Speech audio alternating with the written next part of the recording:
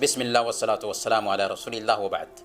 Corona virus, इससे बचने के लिए सबसे पहले नंबर पर हमें तिब्बी हिदायत की तरफ ध्यान देना चाहिए, बचाव के असबाब इख्तियार करने चाहिए और उसके साथ साथ जो रूहानी इलाज है, दुआओं का एहतमाम करना है, उसे नहीं भूलना चाहिए।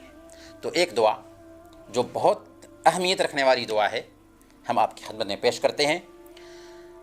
अल्लाह के नबी सल्लल्लाहु अलैहि वसल्लम इस दुआ का एहतमाम करते थे, इसलिए हमें भी इस दुआ का एहतमाम करना चाहिए।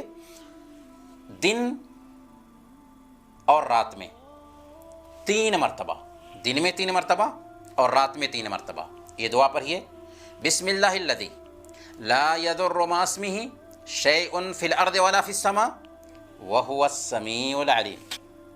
इस दुआ का एहतमाम करेंगे तो हम अल्लाह की तौफीक से अचानक आफत मुसीबत से बचे रहेंगे।